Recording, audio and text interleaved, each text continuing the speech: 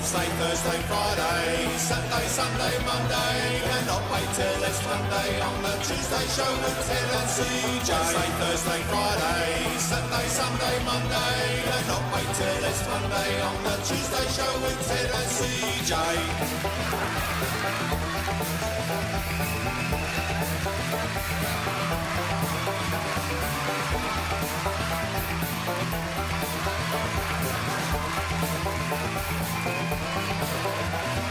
Wednesday, Thursday, Friday, Saturday, Sunday, Monday, cannot wait till it's Monday on the Tuesday show with Ted and CJ. Wednesday, Thursday, Friday, Saturday, Sunday, Monday, cannot wait till it's Monday on the Tuesday show with Ted and CJ.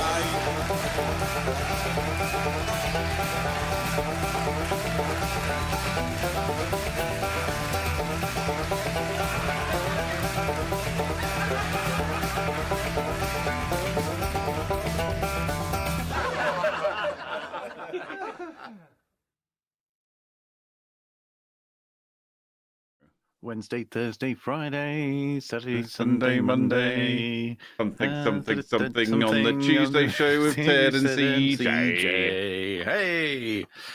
That is a great song. It is a great song. Bit fitting for the Tuesday show, one would say. It is indeed fitting for the Tuesday show. I mean, absolutely. I mean, it's almost as though it was designed. I was like, anyone would have thought it was written specifically for our show. Purpose composed by our great friend of the show. I don't know if you ever watches the live stream, though. I doubt it. I don't know. I mean, what we're talking, of course, about Shipper 63, the musician from Down Under. Down Under. Throw another shrimp on the barbie. He's throwing shrimps on the bar. I don't know what's the weather like over there now. Is it winter there, or I'll say they're work? I guess it's more springtime for them now, and heading into spring at least. Yeah. So, yeah. Yeah. What kind of a time of day is it when it's 11 p.m. here? There Depends where he is. I can't remember. I think he's 9 hours ahead of us. Oh, right. Because I remember we recorded with him once, and we had to start at midnight, and that was 9 a.m. his time. Oh, well, there you go. He's probably just getting up now. Yeah, he's probably only just getting out of bed. Yeah, if at all. He needs to set an alarm. Yeah. For every would it still be Saturday morning there? Yeah, 8 a.m. Saturday morning. Yeah, because we had yeah. Anyway, everybody else, welcome to the show. Welcome, viewers. Welcome, audience. Yes. I was about to say somebody's already in the chat, but it was you. It was me. Saying welcome, everyone. Welcome, everyone. Guilty. Guilty. I can't go that high pitched. I don't know how people do it. No, I need someone to kick me square in the nuts. For me to get that high pitched about anything. Okay, you tried it then. No. Yeah. Do you know what? I thought you were going to say you need somebody to kick you in the nuts to wake you up. I mean, there's that as well. Yeah. If anyone can tell by my face, I am very tired today. Yeah. It's been a long thing. It's been a short week, but it's been a long week. Yeah. It's been a long, short week. It's been a 4-day working week here in the UK. So it has. Do you know, I was having the same conversation with somebody earlier on this week. Which now seems like at least a week and a half ago, because it's been such a long week. And I was saying it was a short week, but it's been a long, short week. It's been a really long, short week. It's been a very long, short week. I'm finding that more and more as I get older. Like, short weeks just become really long because you have to squeeze 5 days worth of work into 4 days, and it just makes the week horrible. You're better off just booking the rest of the time off as leave, as holiday. Yeah, and just starting afresh the following week. So I kind of wish I did that now. Kind of wish I just book the week off. Screw it. Yeah, but then you're squeezing 10 days work into 5 days. That's true. There's no way of winning. Actually, no. See, what I've devised a plan. Not a plan, but I've devised a solution to this problem where you go away for a week and then you come back and then you've literally got all the work from the last week to catch up on, as well as the work you've got to do that week anyway. Is when I put my out of office on, I just say, I'm away on holiday. I'll be back on this day. Please resend your message after this date.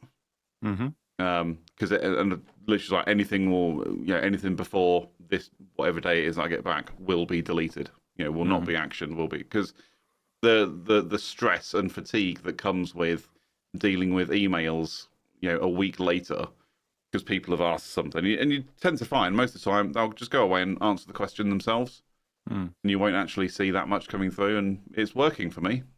It's good. So I recommend everyone does that. And it's like there's some people put some really funky out of office messages on. They're like, "Thank you for your message. I'm currently out of the office on annual leave until Monday, the whatever of whenever. I will respond to your message as soon upon my return, as soon as I am able." And I'm just like, no, back Monday, whatever the date. That's it. Just like, what more do you want? Back Monday, whenever. Please resend your message after this day because I will delete it. Yeah. So, well, fair enough. Yeah. I'm managing expectations. Well, yeah. And those expectations should be that you will be roundly ignored by CJ when he's not there. Yeah. Well, that's exactly it. The expectation is. In fact, when he's there. Yeah. Yeah. The expectation is I'm on holiday. If you really want me to do something, tell me after I get back, because I'm not going to go back through my email. I'm just going to delete it. So anyway, big question of the day, night, evening, morning is it's been a short long week and a long short week, or one of the two, or something like that, or something in between. Which means by the end of it, you're quite kind of tired. So my question is, and this is to all of our listeners and viewers as well, how do you sleep at night? How do you sleep at night? That sounds like a question after someone's done something quite heinous. Just like, how do you sleep at night? Well, this is it. Keir Starmer, how do you sleep at night? But no, how do you sleep at night? What are you? I mean, do you sleep at night? I say in a laying down position mostly. Yeah. Excellent. Well, that's that question solved. It's been great. See you next week. See you next week. Goodbye. No, it depends where I am. If I'm at home, I generally sleep quite well if I get to bed on time and don't have too much racing through my head. It's also objective. It just depends what's going on at the time. If I've got a lot on my mind, then I'm not going to sleep very well. Yeah. If I'm busy doing stuff and don't get to bed till quite late, I'm not going to sleep very well. I get sleep anxiety. Like so I like to get up at like 6 a.m. That's the time I like to get up because I like to potter around the house, have a cup of coffee, do some things before I get to work. So if I'm going to bed at like midnight, I get anxiety that I'm only going to get 6 hours sleep, and then that starts my mind racing, and then I don't sleep, which is really stupid. I should just go to bed earlier, but then but then I don't get to watch my TV shows, or I don't get to do something else. And sleep is overrated, but it's also underrated. Yes, is it? I think no, I agree. I mean, the problem with sleeping is it's using up time that you could spend doing something else. So I'd rather do something else. But then maybe that's just because I might feel like that because I've not been quite as productive as I should have been that day. So when it comes to sleeping time, I'm like, oh, now I feel guilty.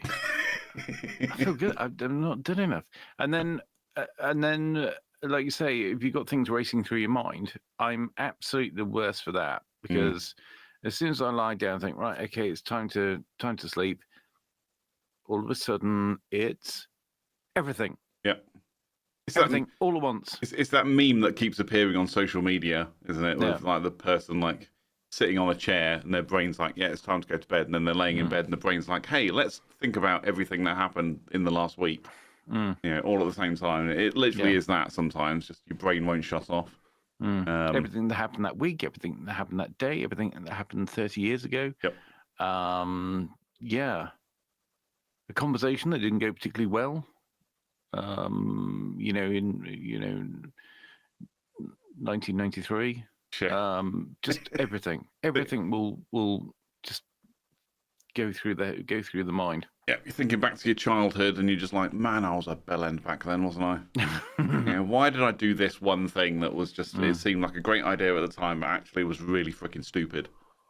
Yeah, that happens. Or what tends to happen with me is I'll sit on I'll be on the sofa watching YouTube or something, and I'll be like, well, I can feel myself drifting, so it's time to go to bed. I just need to go to bed.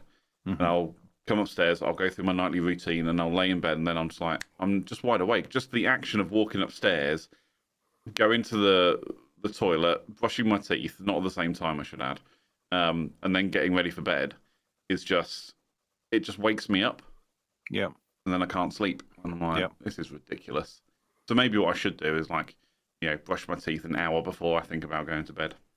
So then when it does come time to actually go to bed, I can just walk upstairs and just get into bed and go to sleep. No, I find it really. I find it quite. Sometimes I'll find it easy to fall asleep in the car, not when I'm driving. Like somebody else is driving, I can fall asleep in the car.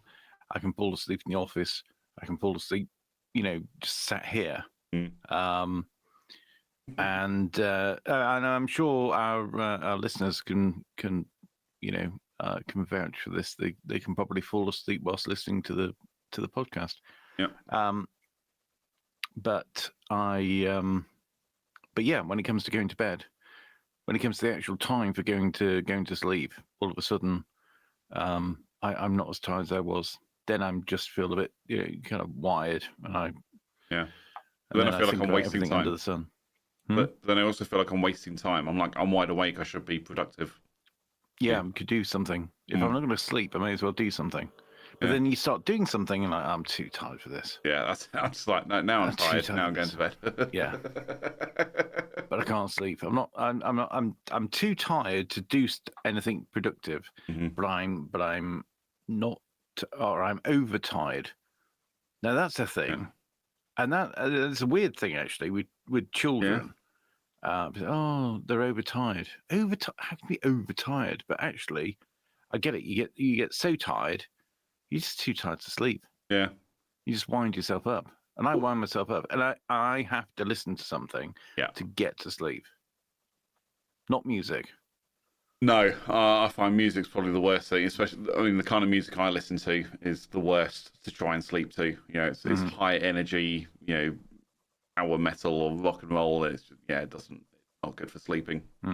I've tried classical music. I've tried like the whole white noise. I've tried white noise. I've tried like rainfall. That just makes me want to pee.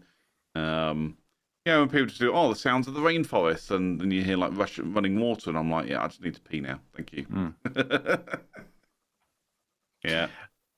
I do. When it comes to listening to things, I do two types now. So if I'm trying to sleep, I'll listen to something that's spoken word.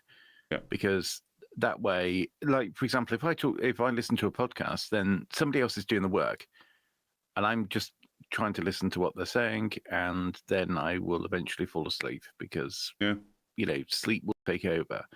If it's music, then I've got to do all the work. I've got to do all the thinking. And then I'm doing the whole what was that thing I did 10 years ago? What should I have done Tuesday? What's happening tomorrow? Yeah. What's the worst possible case scenario of what's going to happen tomorrow? That's a regular. That's a regular guest star in my brain show. At night time. Alongside other things, like, wouldn't it be great to be king? What do I do if there's an intruder? When does my car need MOTing? Yeah.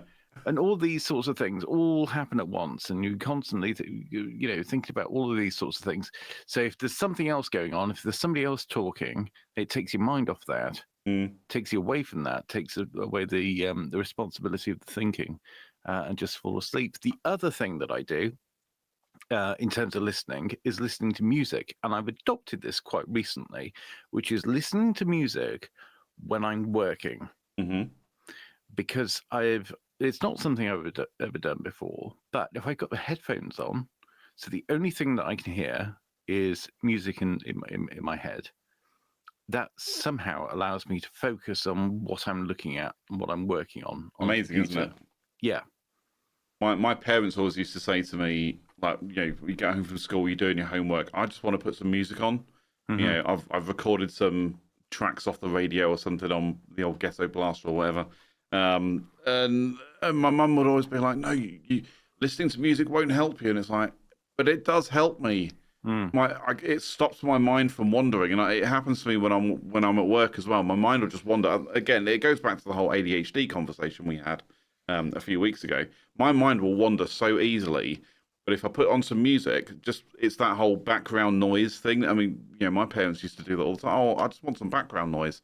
Well, why can't I have background noise when I'm doing my homework? Yeah, You know, that's all it is. I just want background noise, but it's that. If my mind wanders, it's going to wander into the music, which changes every few minutes. The song will change every few minutes. So it's like, okay, well, I'll get back to work now. I've listened to that song. I'll get back to what I was doing. And it's almost that, because it is changing so regularly. If you do wander, it brings you back quite quickly. So I listen to music quite regularly when I'm working now. I have it on my Amazon Echo device thing in my office. Just put Apple Music on and stick a playlist on. I'm like, yeah, that'll do. Thanks. Yeah. No, I do keep it. I do keep it on now, as much as possible. So actually, I can work better if I'm on my own. If I'm in an office, in a shared office, then I kind of feel a bit bad, wearing headphones. I have to put my earbuds in, and people leave me alone. Then. Yeah. But yeah, also people might think you're on a call, which is also handy as well. It's like, oh, he's busy. Yeah, they come up to you and they're like, yeah, giving you the old hand gestures, and I'm just like, yeah, whatever.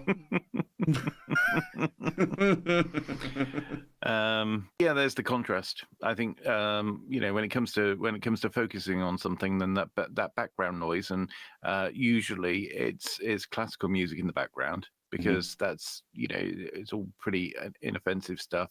I'm not going to sort of get into the beat or anything like that, or be distracted, or be thinking about anything else. Yeah, and I can just sort of get on with things. But the absolute opposite when it comes to sleeping. I don't want to focus. I want to do the opposite of focusing. Have you tried reading? The opposite of focus. Monday. What? Monday. Have you tried reading? No. Not for a long time, actually. I haven't for a little while. I did get into a bit of a routine of like reading a chapter of a book before going to sleep, like just laying in bed with the light on, and proper old person, glasses down on the end of my nose just so I can read. And that helped for a little while, and then I kind of fell out of the habit, because I guess I wasn't really into. I've never really been into reading anyway, and I just kind of found I was getting bored with it. But it did help at the time I was doing it. It was helping, because again, it's that your mind isn't thinking about anything else apart from what you're reading on that page, which then helps you kind of start to get tired, and you literally just kind of put your bookmark in, close the book, put it to one side, turn the light off, and you're off. Yeah. I like reading, but the problem with reading is I feel like there's always something else that needs to be done. I think of reading a bit like swimming. Right. If you're going to do it for any length of time, it just means you can't do anything else. True. If you're swimming, you can't. You can't check your emails. You can't do. Well, there's lots of things you can't do. Yeah, I'll say, but that's kind of the point, though. You do it so you don't have to think about checking your emails. You don't think about what's going to happen at work today, or. I get that, but it gets a bit boring after a while. Just swimming back and forth. Well, yeah. Yeah. And I'm not talking just about swimming, but reading or even cleaning the house. I love, I've really gotten into. I've gotten into it. I've always cleaned the house, but I started to enjoy it more, because I'm not getting up on a Saturday morning thinking to myself, oh, what fresh hell is going to come for me on Monday. It's like, actually, no, I'm like, right, get up. I'm going to go clean the house, put the washing on, put the dishwasher on, have a bit of a routine on Saturday morning. And it just helps me feel better about the day, rather than what I used to do, which was get up and kind of sit around for a couple of hours and then force myself to go and do the housework because it needs doing, and I'd just be like, oh, I've got to do it because it needs doing. Now I'm just like, actually, no, I enjoy doing it. Yeah, it just works better for me. That's just me. Okay, maybe that works for you. I don't know. Maybe. Looks like reading or just finding anything else to do to help you relax and go. I mean, I've started going out for walks in the mornings now. I was in Scotland this week for a few days. It was just so nice to get up in the morning and just go for a walk in the fresh air and enjoy the morning. I didn't have to be up that early, but it's like, I'm awake, 6 a.m. I'm awake. I'll get up and go for a walk. Breakfast isn't for another 2.5 hours. I'll get up and go for a walk. Go for a walk for an hour, come back, have a shower, do a little bit of work, and then go for breakfast. Yeah, this is my trouble. I mean, the thing is, I like, especially if I'm away, I'll try and do that. But the problem is not being able to sleep very well means that getting up in the morning is not good. I'm not a morning person. Right. I quite like morning. I like the morning if I'm awake. Yeah. If I'm like, oh, right, feeling, really kind of awake, and I can walk down to the beach and have a good breakfast.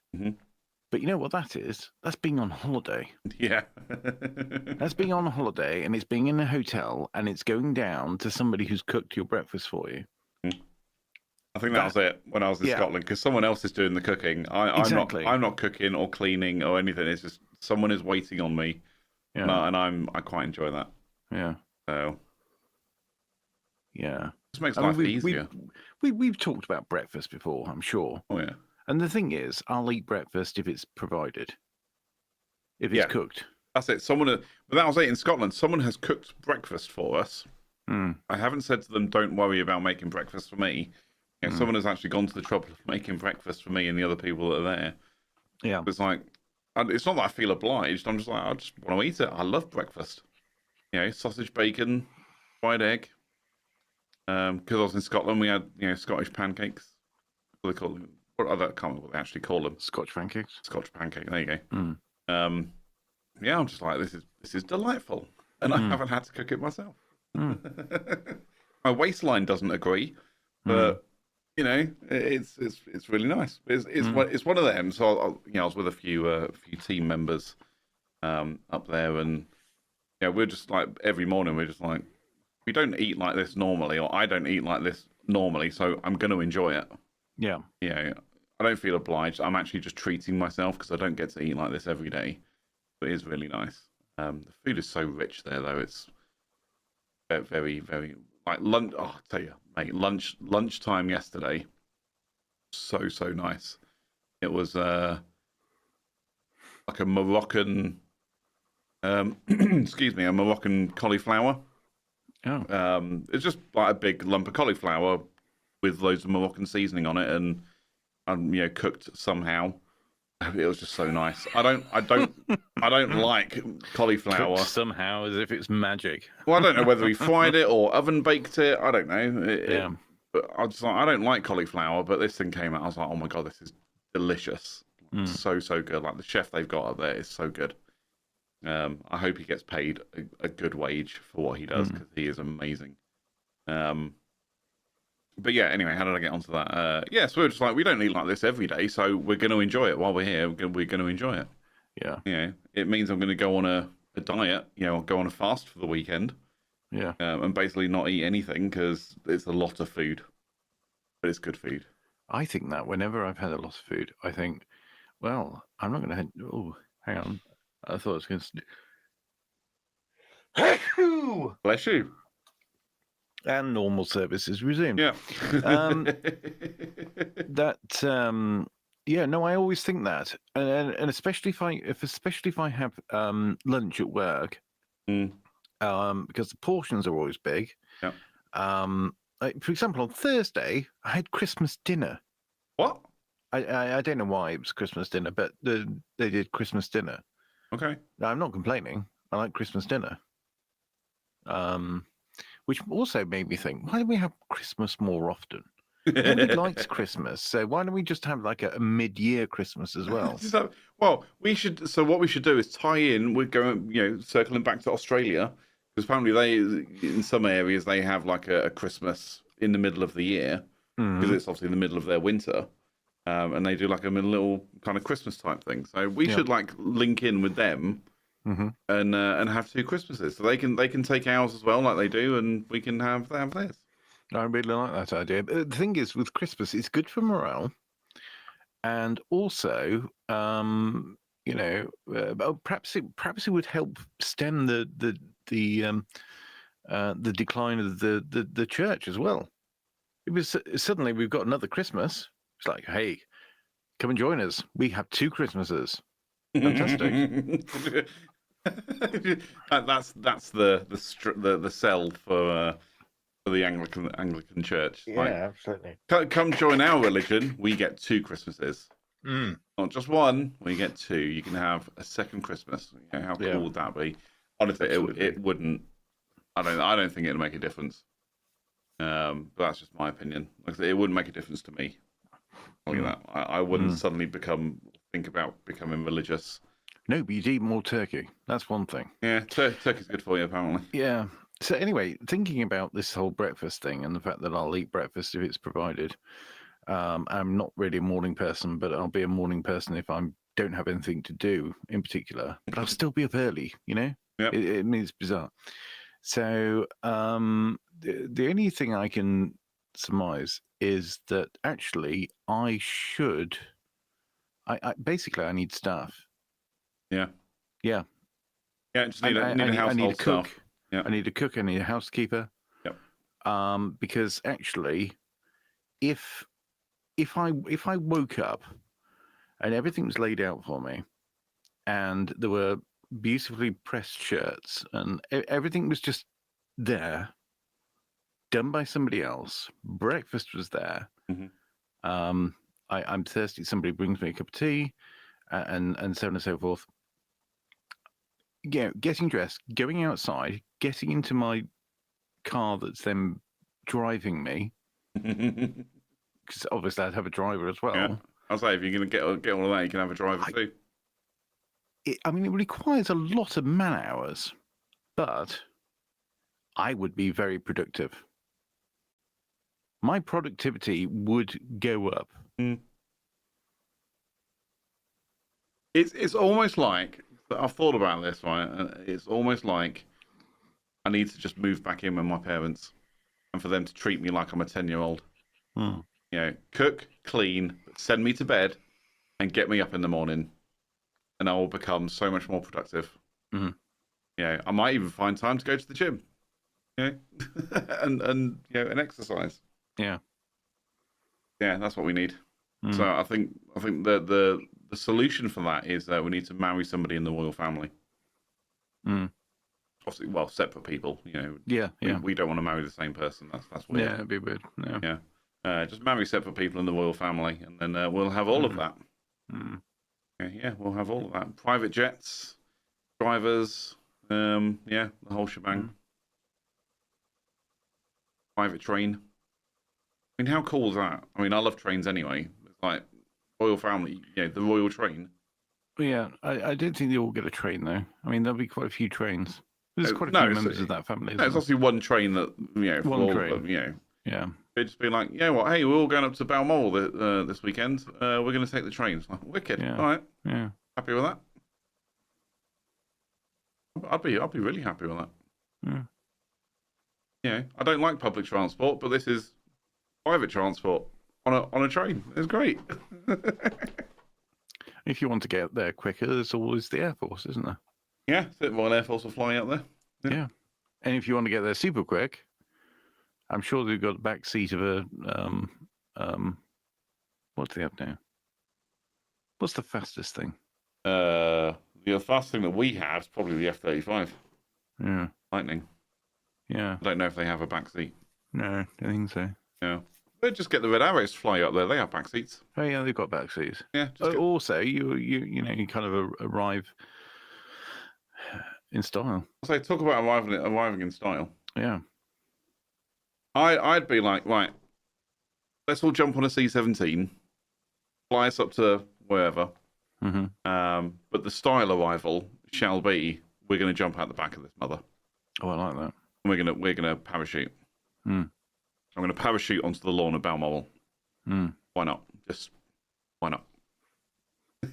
we're wasting taxpayer money anyway. So on trains and planes and cars and palaces and let's just burn a little bit more and jump in the back of a C-17. Yeah, why not? Do that a few times a year. You'll get your wings. Yeah, get your parachute wings. Oh, there you go. Win. Everyone's a winner. Win. Yeah. Yeah. So anyway, breakfast. Anyway, so sleeping. Yeah, so I find it difficult to get to sleep, and I try various things.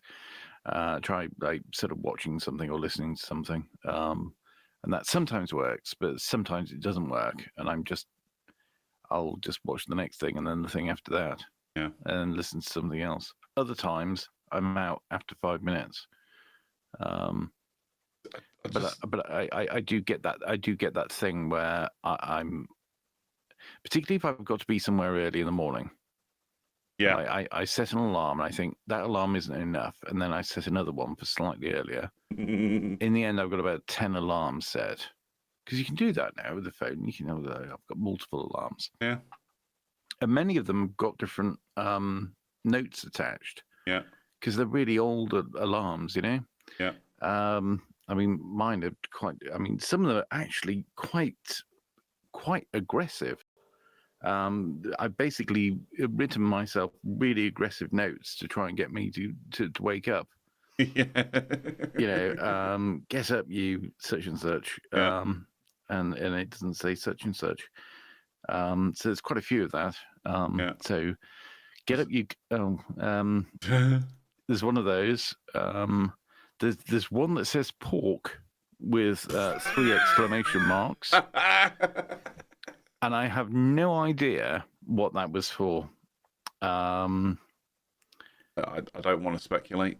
No, here's there's one that just says "get up." Obviously, does it actually talk to you and just say "get up"? No, it doesn't say it. It just has it flashing up with whatever the sound is that I've selected for that one. Pork flashing up on your phone. Yeah. My alarm goes off and it just comes up with the word pork. With 3 exclamation marks. Don't forget. I've got one here. This has got 4 exclamation marks. If you get in capitals, it says, "If you get up now, you can have breakfast." For some reason, that's 6:24 in the morning. But I've kept all these because. Right, hang on. So I'm going to interrupt you there. 6:24. Why? Because now I know people that do this. They're like, my alarm is set for 7:19. Why? Yeah. Why not 7:15 or 7:30? I'll tell you why. Because of the snooze. Because snooze lasts what is it? 10 minutes or something? 9 minutes. Is it? Yeah, 9 minutes for a snooze. Is it really? I assume that was a round number. It was something to do with, at the time, 9 minutes was kind of settled on as a snooze time. That was kind of the optimum time period for you to hit the button, go back to sleep, and then get woken up again. Now, actually, what I find is it's a kind of the opposite. Is it actually makes me angry. But if I do snooze, and I got a good story for you as well right, in a minute. But when I do snooze an alarm, when it goes off again, I actually get angry. I'm just like, why are you waking me up again so soon? When I say snooze, I'm sitting there thinking, I want another 20 minutes. I don't want 9. I want 25, 30. I don't want 9 minutes. 9 minutes, dumb idea. Well, anyway, the reason why I've got odd times is because that way the snooze won't interfere with the next alarm. So if I've got a series of alarms on, if they're all at odd sort of times, then they're not in. So I'm still getting a new alarm. So I'm not like doubling up, because if I double up, I've lost an alarm then. But that's even worse though, because then I know it's worse. I know it's worse. I know I never said that my habits or the way that I live my life is good. I'll say my I'm just solution is saying not this is the way foolproof. that it is. I mean, for goodness sake, I've got an alarm that goes off at 8 o'clock in the morning, and it says, "Get up, you twat! Monday, Tuesday, Wednesday, Thursday, Friday, Sunday." Why Sunday? I don't know. Why not Saturday? And why not Saturday? Exactly. Here's one. I mean, goodness knows how old this one is, but there's an alarm here that, in capitals, with four exclamation marks, I should point out, it says, "Seriously now, dickhead. RAF Wittering, get up and get there as soon as possible." Oh, so that's clearly one for when you were travelling to RAF Wittering, that you know, for something, whether it was just a shooting day out or a field day or something, you had to be gone by a certain time. That I get. That one I understand. Pork, no idea. And I'll tell you what, this one, 6:24. If this one gets me, it really, I mean, it's very disappointing as well, because it says, if you get up now, you can have breakfast. Well, guess what? If that wakes me up, I'm like, oh no, bloody hell, it's an old one. So I can't have breakfast. I reckon that was for when we'd be on station to get you out of bed to go and have breakfast in the mess. If you get up now, you can go get breakfast in the mess because someone else has made it for you. Yeah, absolutely. That's what it. But so I'm looking at my alarms. I've got 3 a.m., 4 a.m., 4:45, 5, 5:30, 6, 6:30, 7, 7, and it goes all the way through like that until like, Christ, I've got one for 10 p.m. I don't even know why. Yeah, all the way through to 4 p.m. Literally every half an hour. They're not all turned on. Yeah, but it's that they're there, so when I need one, I can just flick it on. I don't turn them all on. No, they're not all on, but depending on what time I think I need to be up, I'll put some on. Yeah, that's what I do. Bex has been in the chat saying infuriating. Yeah, I think she's talking about your multiple alarms. Well, it's infuriating for me as well. But do you know what the thing is? It's infuriating because I don't want to wake up. Yeah, because I spent so long trying to get to sleep. Yeah, and then the perverted mess of the whole thing is having then to get up, and I don't want that. That's the thing about me with my sleep anxiety. It's that I know I've got to get up in like less than 6 hours. I get really anxious about it because I know that when I wake up, I'm going to be annoyed because I want 8 hours sleep. I want my 8 hours. So I just remembered about the whole story. I was going to tell you a story about snoozing. So I use my Amazon Echo device in my bedroom for my alarm clock, and I set it to so I can have, like most things, you get multiple tones for the alarms. These come with Jeremy Clarkson, James May, and Richard Hammond doing a bit as the alarm tone, and it makes me smile every morning. I'm quite happy with it. But when I do want to snooze, depending on what kind of catatonic state I'm in from sleeping, whether I've had enough or not, I'll sit and I'll literally just go. I'll just kind of lay there and be like, Alexa, snooze. And what tends to happen is if I'm really not with it, I tend to say, Alexa, smooth. And then it starts playing Smooth Criminal by Michael Jackson. Oh, right. And I can't figure out why I do this. I'm clearly just so fast asleep that's the first thing that comes out of my mouth is smooth. Like, smooth? Of all the words to say, I want to say snooze, but it's almost like my brain can't figure out what I'm supposed to say. Can't figure out that I'm supposed to say snooze, and it just comes out as smooth. I'm like, okay, fair enough. But then it starts playing Smooth Criminal, and then I get out of bed, and I'm like, okay, there were worse songs to wake up to. Yeah. There you go. Yeah. There you go. Nice little story for you. Yeah. Bex also says that they are definitely all on, by the way. All right. Not pork. No, not pork. No, I don't get pork. Now, wouldn't it be good? Right. Again, I think that's going back to the organisation and getting up and it just say pork, and it's like because you can get bacon and sausage. Maybe, I don't know. No, do you know what? I think maybe. I mean, I don't know because it's a morning alarm, but I feel like maybe I put some pork on.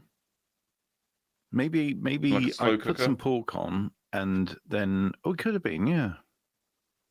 Maybe I it's feel like I telling, must have been cooking some pork. yeah. Or maybe it's rather telling you to than- get out of bed so you can put the pork in the slow cooker so it's ready for when you get home.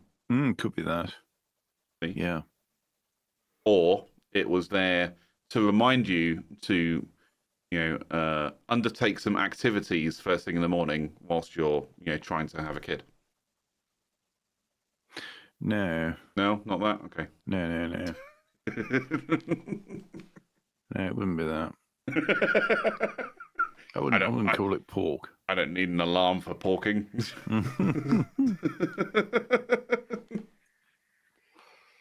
I see now you've got those. I want an alarm that I type something in and it says that thing to me. Yeah. So when my alarm goes off, it goes, pork! Pork! Get out of bed, you lazy twat. You can get breakfast. Pork! Wouldn't that be great? Yeah. Anyway, chat, how do you sleep at night? Yes. How do you sleep at night? How do you sleep at night? You sons of... Yeah. All I can say is really badly. And, you're talking about this sort of anxiety. My worry is not getting up, not being able to get up. Mm-hmm. So all this business with the alarms, the reason why I've got so many alarms is because I set multiple because I just don't hear them. Yeah. And the later I go to sleep, the less chance I think I've got of waking up. Mm-hmm.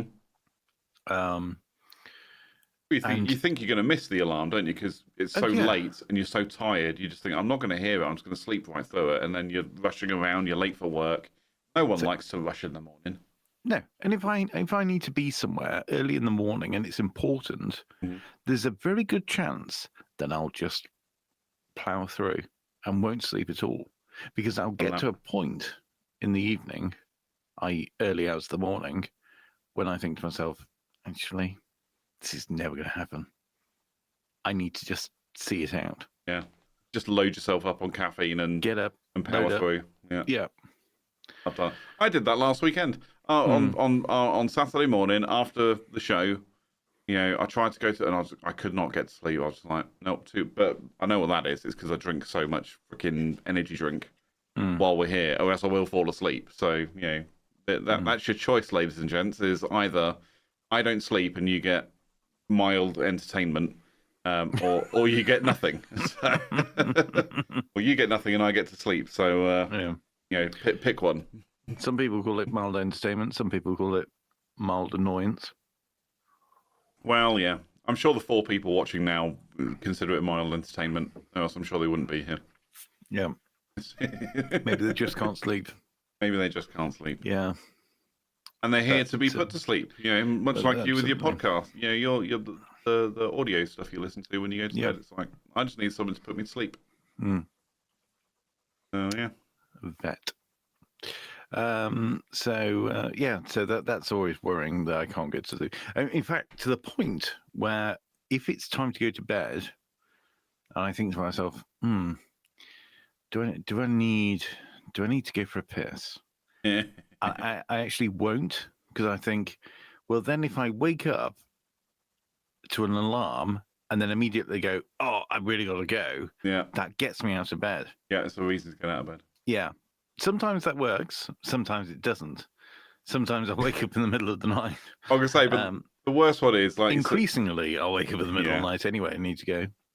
But the worst of that is, like, your alarm is set for 6 a.m. Like, you need to get up early for something specific anyway. Like, so I've been traveling a lot this week, so I've had to get out of bed at like 5 a.m. And I'm like, okay, so my alarm's set for 5. I'm going to go to bed at 9, half 9-ish, and get a half decent night's sleep. And that's been fine. But then I've needed to get up and go for a pee, and I've looked at my watch, and I'm like, it's 4:30. It's just not fair. It's half an hour before my... Can you wait half an hour? Motherfucker. And then I'll get up. Then I'll go back to bed, and then I'll just be like, well, I'm just going to sleep for half an hour, and then then I'll get. But then my alarm goes off, and then I'm annoyed because I'm like, it doesn't feel valuable at that point. So it happened to me last night. I didn't have to get up at 5 a.m., but because I've been getting up at 5 a.m. all week, it's like I woke up at like 10 to 5 needing a pee, and I was like, Jesus Christ, you know, you know, gone for a piss, gone back to bed, and I'm just like, but then this morning I was just laying there like, I'm just awake now. But that's because it's payday, and I was like, oh, I want to buy some stuff. I think I didn't sleep well last night because I was excited for payday. So it's like Christmas, you know, when you're a kid and you get excited for Christmas and you can't sleep the night before. Like you're doing everything you can to try and get sleep, but you're just so excited. You're just like, I need to sleep because I want to wake up and it be Christmas. Yeah. That's what I'm like on payday. Santa's coming. Yep. Santa comes once a month for me. So...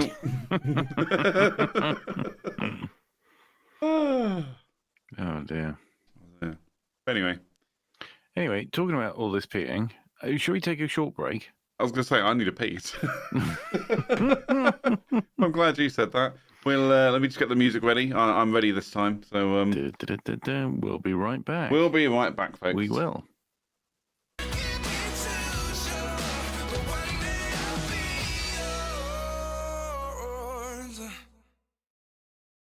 We're back. We are back. We are back. Okay, we are back. And yeah, raring to go. It's all this talking about sleeping makes you realise that you've gone through an entire week with about 3 hours sleep. Yeah. And then Friday rolls around and you think, be able to get a nice good night's sleep.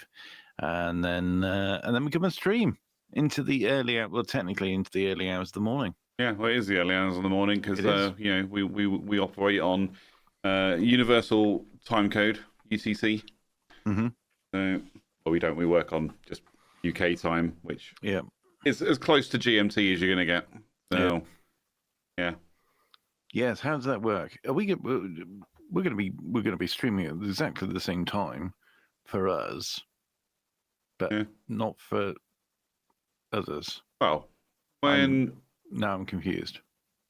Well, so we're what, an hour ahead of GMT right now. Mm-hmm. But there are many other places in the world that are also an hour ahead of their local time. Yeah. And then they just start changing back, and there'll be this weird bit in like where like America goes back before we do. I think it's like about a week or 2 weeks before we do. Okay. So there's this weird time where it'll be earlier for some people. But then there are also places in the world who don't change their time. So, well, actually, Australia, now I'm thinking about Australia, because their clocks go forward in October. Right. Because it's their summertime. Yeah. So actually, we will be an hour later for them until our clocks then change, and then it'll be 2 hours later for them. Right. Okay. Yeah, it's confusing. But then there are places in the world who don't change their clocks. You know, lots of, you know, like Southeast Asia, they don't change the clocks at all. So, which makes managing talking to some of my colleagues in Asia quite difficult. You know. Yeah. Because you suddenly go, well, the time hasn't changed for me. It's still at 8 a.m. on a Wednesday morning, and they're like, yeah, but that's now 5 p.m. for us. And you're like, oh, crap. Maybe I'll do it an hour earlier then. Okay, whatever. But yeah, it's interesting. Time zones. I mean, honestly, we just need to scrap daylight savings. It's not useful anymore. Well, surely it is, though. Why? It has a purpose, surely. Why? We live in a 24-hour society now. It doesn't matter. I suppose so. You know, it's not like we're... I mean, you know, what do they say? Farmers, you know, it's needed for farmers or something. So farmers can work at any time, can't that's they? it. Farmers have big freaking lights on their tractors. They work through the night in some cases. So why does it matter whether the clocks change or not? But also, they would just get up early, wouldn't they? Exactly. Or later. Or just get up an hour later. I don't know. I can't work it out. I always thought they would wake up, you know, with the sun and go to bed with the sun. It's literally like that was how a farmer lived their life. Apart from during the winter when they have to get up before the sun because, you know, you still got to get work done. Yeah, it seems like a daylight sort of thing. I would have thought. I mean, I get the idea with like people going to work or going to school, and it being therefore lighter. But that doesn't make any sense anyway, does it? Well, no, because it just means that it's not going in the right direction. It just means that instead of the sun rising at 3 a.m., it rises at 4 a.m. because we've put our clocks forward by an hour. And then so instead of the sun setting at 9 p.m., it sets at 10 p.m. So the waking hours, if you like, are adjusted to make the most of the daylight. Yeah. But even then, you're just like, is it really necessary now? I don't think it is. I honestly think it should be scrapped. It makes, because then you get to winter and the clocks go back an hour again, and you're like, okay, so instead of the sun rising at 9 a.m., it rises at 8 a.m. It's like, well, what difference does it? I'm still driving to work in the dark. Yeah. What's it matter? I'm still coming home from work in the dark. What does it matter? Yeah. So just get rid of it. Yeah. God, I hate that going to work and coming back. I mean, it's dark. Especially if you're not the kind of person that leaves the building for lunch or vaping or smoking or whatever. You literally don't see daylight until the weekend. You travel to work in the dark. You go into the building. If you're lucky, you have a window and you can see outside, and it's nice day today. But then you leave the building and it's dark again. You're like, oh, okay, well, there you go.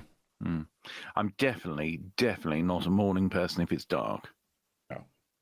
Because that's not morning, that's night. That's still nighttime. It's like, piss off, I should be asleep.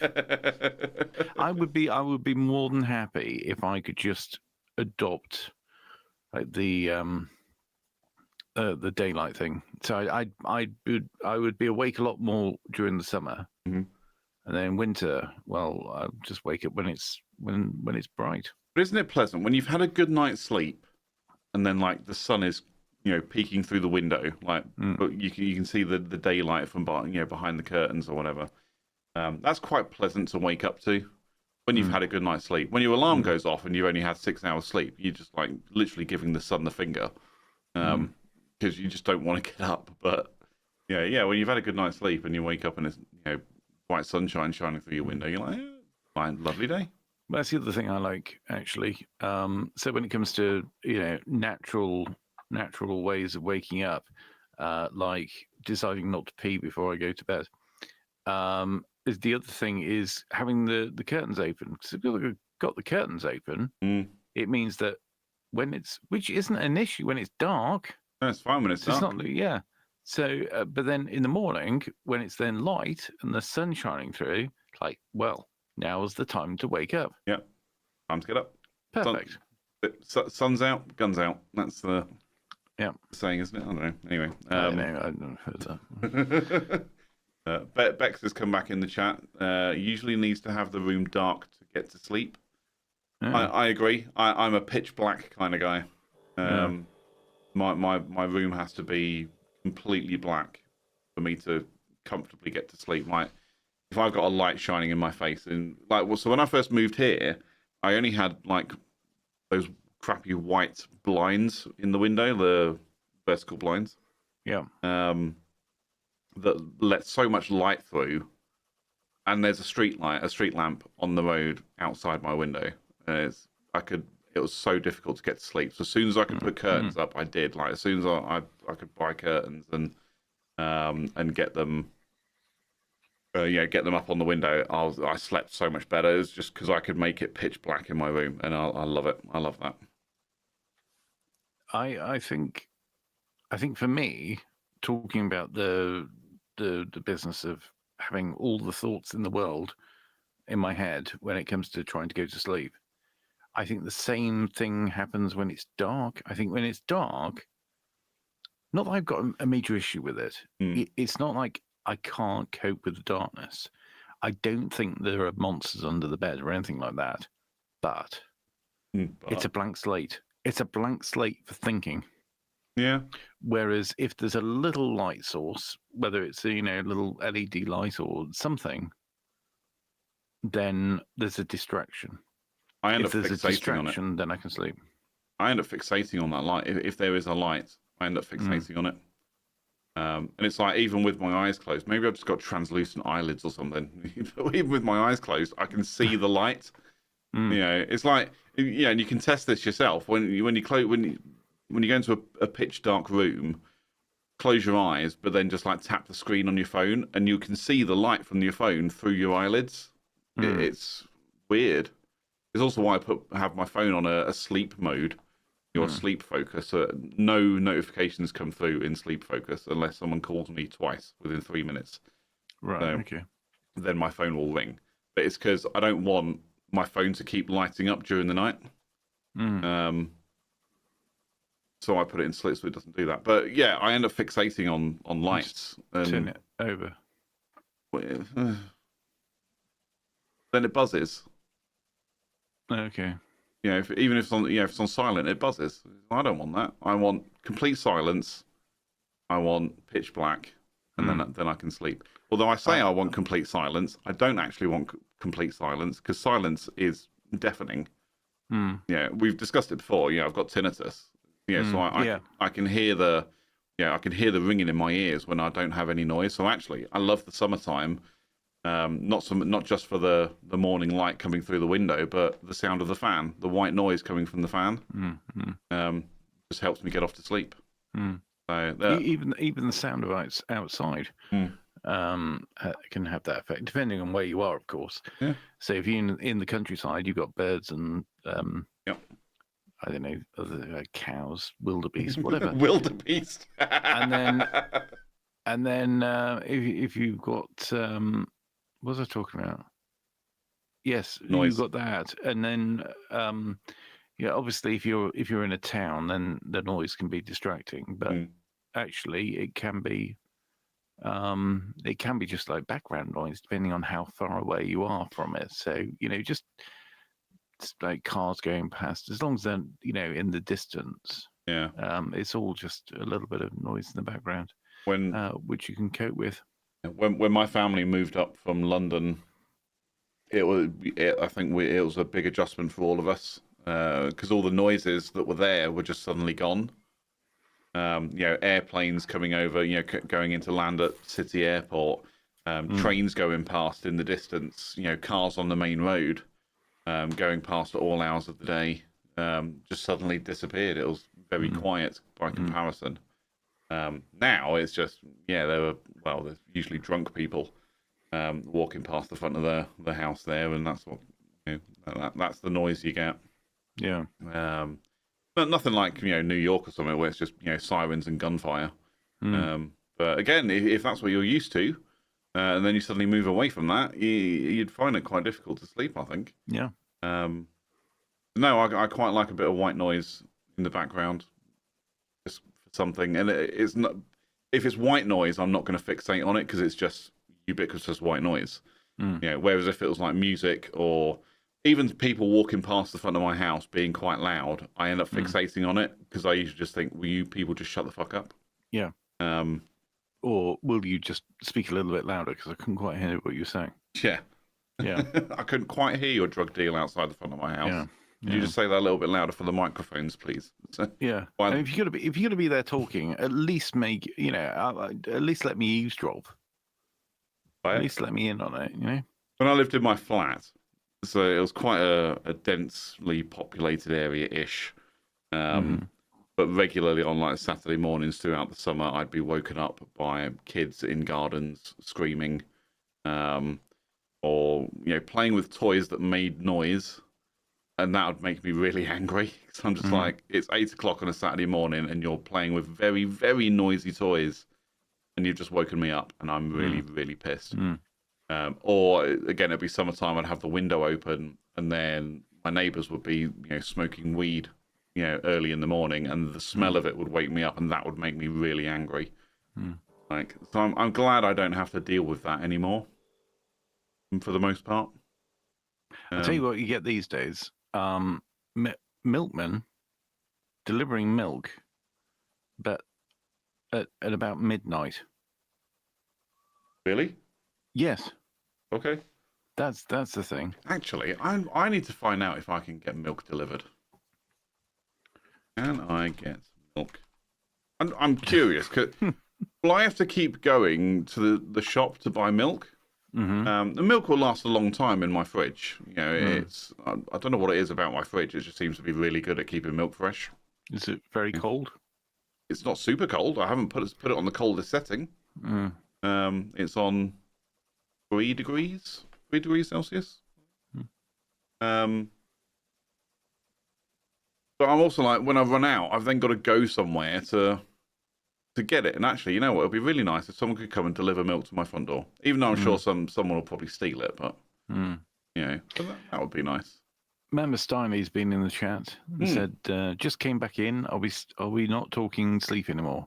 And then said, oh, back to the sleeping with some crime TV on. Some crime TV on? I assume that's what Steinhoff likes to have on when she tries to sleep. So I assume. Back to sleep, some crime TV. Yeah. My brother used to have friends. Like he had friends on DVD, and he used to put friends on. Yeah, I thought you said he used to have friends. Well, I mean, he used to have friends. I don't know if he does now. I thought there was going to be some sort of story. Well, he used to have friends, but then after the event, no, he used to watch Friends every night. I used to do that before going. A few years ago, we had all of Friends on VHS, and every night it would go in, and we'd just get all the way through. I mean, was it 10 series or something? Yeah. And then get to the end, and then straight back on with episode 1 again. Yeah, season 1, episode 1. Yeah. Yeah, and I'd get to sleep. I need to perhaps do that again. Yeah, so maybe that's your thing. I cannot sleep with the TV on. It's light, isn't it? Well, that's it. There's light in my face. It's noise. It's distraction. I end up fixating on it. And like I said, I mean, the exception being when I'm on the sofa and I'm incredibly tired, I end up just falling asleep on the sofa. But I know that's not quality sleep when I do that. So if I did that in the bedroom as well, I know I'm not going to get quality sleep because I'd be able to see the light and hear it and all that stuff. And I'd have some weird dreams about Friends. Because that's what I can hear. But I haven't had a TV in my bedroom since I moved out of my parents' house, actually, because I don't like it. I don't like TV in the bedroom. Well, if you want to watch something, you pull out a device, don't you? Well, now if I watch, that's it. If I'm laying in bed wide awake because I can't get to sleep, I've got my iPad. I'll put something on my iPad because I also know that when that finishes, my iPad will just turn off or the screen will turn off. So the light and noise disappears. Steinhoff's been back in. Yeah, my lazy ass has groceries delivered all the time. See, in my head, I'm imagining like an ass like a donkey. She's got, a donkey in a stable which keeps on ordering groceries. Yeah, maybe. Yeah. Yeah, can't we get Yes, we do get groceries delivered. What we're talking about, Mama Steinhoff, is we used to have a guy that would come around at 4:00 in the morning and leave a bottle of milk on your doorstep. Yeah, and you'd take it in. That would be your milk for the day or a couple of days or whatever. And then you'd rinse out that bottle, put it back out on the doorstep, and the guy would take it away when he drops your next lot of milk off. And then they'd drop a bill round to you once a month or however often it was. That's what I'm talking. That's what I want. Is to be able to wake up in the morning, go downstairs, open the front door, and have a bottle of milk on the doorstep. Like I say, I just know somebody will steal it though. Yeah, I'm certain somebody will feeling fancy. You can also have yogurt. Yeah, they would deliver orange juice, yogurt. Yeah, we used to get 2 kinds of milk. We used to get pasteurized and sterilized milk. We used to get orange juice and something else. I want to say bacon or eggs or something. Maybe eggs. All delivered by the milkman in the morning. That was quite a pleasant experience. But again, that was when I was living in London. And we just never had that after, once we moved away. Bexa said, I have a milkman. It's the best. How often does someone steal your milk, though? That's the real question. I don't know do people steal milk anymore? I don't know. The thing is, if you get up early enough before the scroats get out of bed and start walking the streets, you'll rescue your milk in time. But I don't know. I get worried that I'll forget or something. The other bit I get worried about is that your milk will be on the doorstep, but then the sun will be shining right on it, and will just make it go off because it's in a glass bottle in the sunshine. That's what I get worried about. Oh, you just worry too much. I really do. Yeah. Yeah. I cannot the deny it. worst thing actually, back in the day when we used to have milk delivered, was birds pecking at it. So they'd peck at the top and then drink the cream off the top of the milk. The cream at the top of the bottle. That was the best. Yeah, that makes the whole thing worthwhile.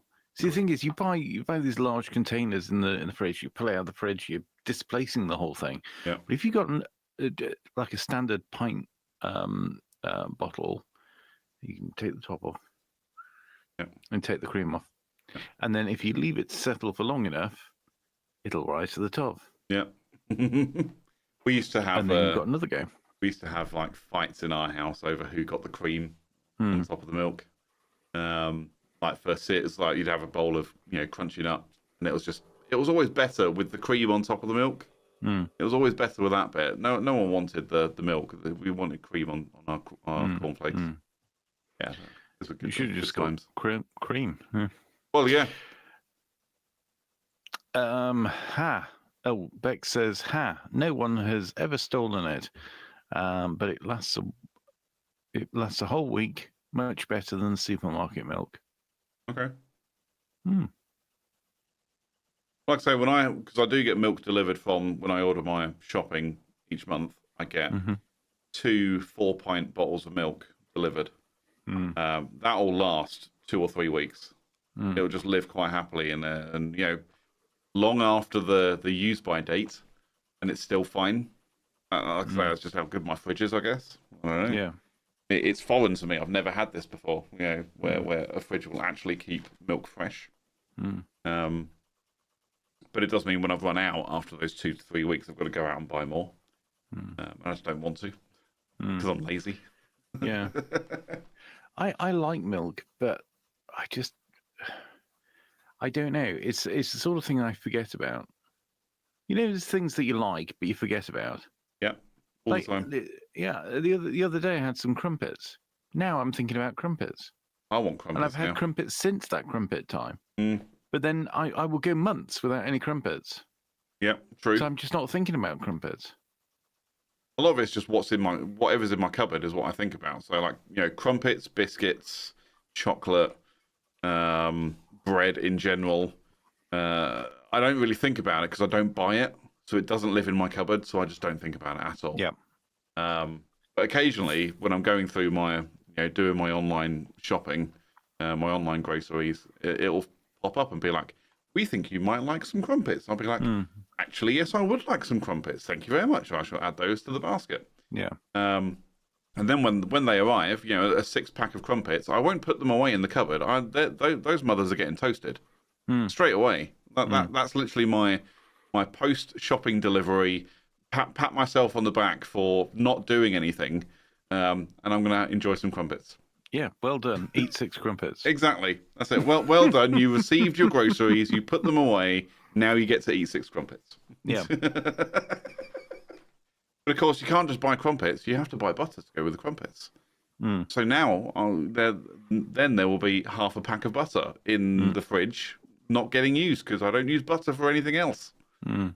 Although that's actually a lie now. I have started using butter. So do you remember when you used to go to the cinema and you could buy buttered popcorn? No. Okay, so you used to be able to do it. You'd get your big tub of salted popcorn, and then they put a ladle of like melted butter on it. It was amazing. Like, I love that. I'm here for that all the time. But they don't do it anymore. Buttery hands, surely. You do get buttery hands, yes. Okay. Yeah. But they stopped doing it here in the UK. Cholesterol or something. So some BS excuse.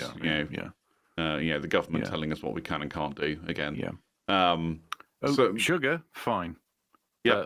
God forbid you have any kind of dairy product on your popcorn. Exactly. Sugar's fine though. Yeah, have as much sugar as you want. We'll you pay more for it, sugar tax and all that stuff, but you can't have butter on your popcorn. But what I've started, because I make my own popcorn at home, I buy kernels and just cook them myself. It's much nicer than packeted nonsense or microwave stuff.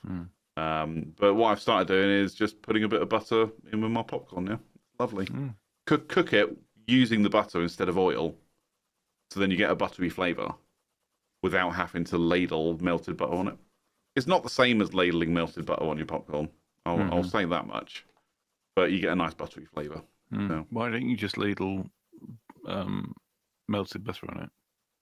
Then I've got to use an extra pan. Yeah. Okay. I've got to use an extra pan to do that, and it's like, well, for a bit of butter to put on, it just doesn't seem worth it. Yeah. Mind you, what you need to do is get yourself a popcorn maker.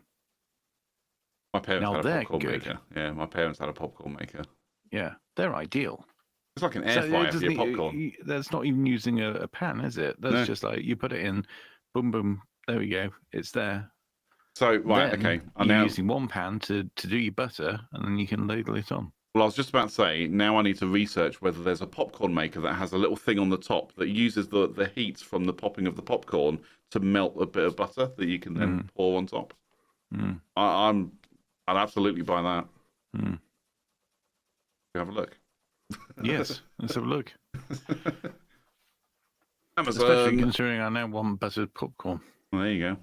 Buttered popcorn is... I had some popcorn the other day, actually. I went to the cinema. Yeah? Yeah. What did you see? I can't remember. I can't remember what it was called. Something about some woman that gets married, and she has a flower shop. Downton Abbey. No. I don't know. I don't know what it's and yeah, and has a baby. Okay. Yeah.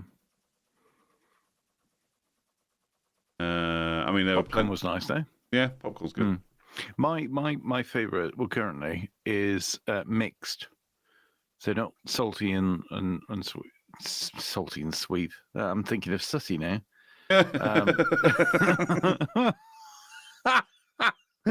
Wouldn't they be a great comedy duo? Salty and Sweet would be a great old person comedy duo. Yeah. Anyway. Sooty and Sweet. So there we go. The answer's in the chat. It Ends With Us is the name of the film. Oh, is that okay? With a woman with a flower shop and has a baby and gets married. And yeah. Nice. Ooh, I think I found one. Yep. I think I found one. Hot air mechanism, fat-free popcorn maker, no oil-free pop, blah, blah, blah, blah. But there's a little thing on the top that you can put butter in, and it melts it. Wait, no, is really? Actually, is that what it's there for? No, it's actually called. They've called it a measuring spoon, but the image makes it. Yeah, the image makes it look like someone has put butter in there. Right. Okay. Which I'm totally here for. So. Right. Okay. Yeah. Yeah. Maybe what I need to do is actually, because I've got like a little, it's an egg frying pan for a single egg, like just the right size, so it always comes out round, all that stuff. Maybe I just need to use that because then it is less washing up. It's only small. Because you don't need to do a lot of butter, just enough to, because when you pour it on, it does literally soak straight through. You don't need a lot, really don't. What the little egg pan thing? Now I've seen these. Don't know where. Great. But anyway, isn't it just like one egg? I'm okay with one egg for me. Okay. It's just for me. But when I lived with my ex, we did have two, so I can make two. So she can have one too. Yeah. 1, 2. Yep. 1, 2, 1, 2. Testing. Yep.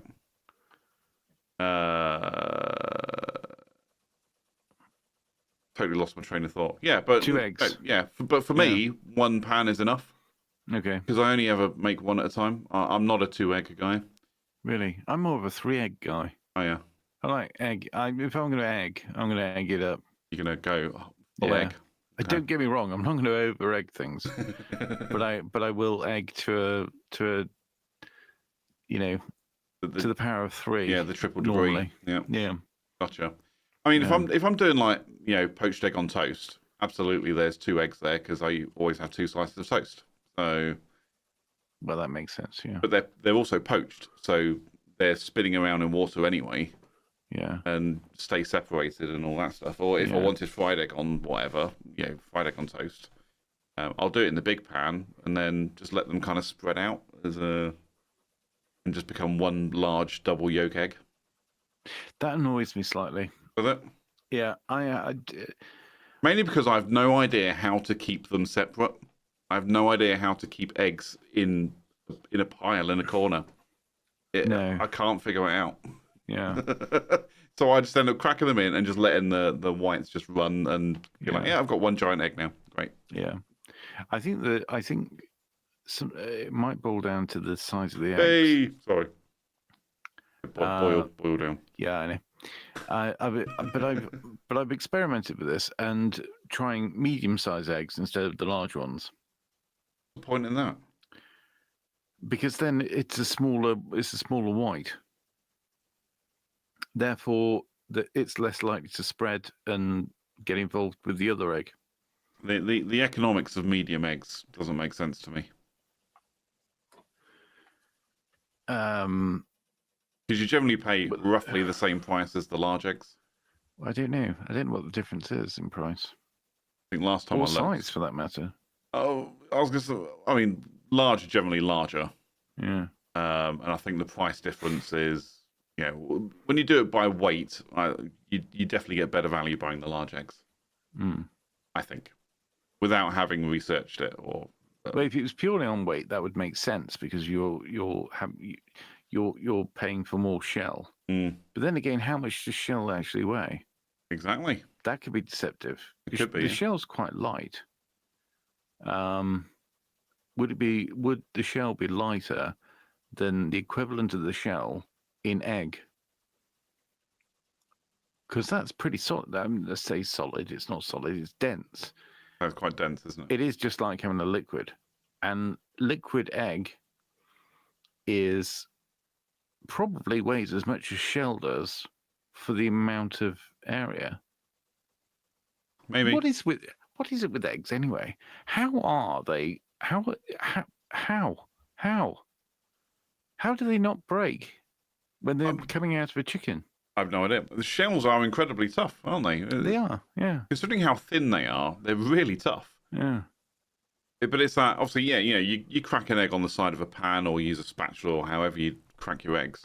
And they're quite fragile, but when you spread the load out over the whole thing, they're incredibly strong. Giggity. But they support the weight of an entire chicken. Yeah. Yes. They can support the weight of a chicken. Yeah, they do. Yeah. Although, yes. No, they do. Yeah. Yeah. It's amazing. Nature, isn't it? Yeah. Nature is fascinating. Get in the chat. Tell us what size eggs you eat. Yeah. How do you like your eggs in the morning? How do you like your eggs in the morning, and how do you sleep at night? Yeah. How do you sleep at night knowing you eat eggs? How do you? Well, I tell you what, I don't know. I think eggs are underrated, but then I say this about a lot of foods. I think eggs are underrated because they're so versatile. I think soup is underrated because actually it's quite nice when you have it, but you don't really want it beforehand. Yeah. And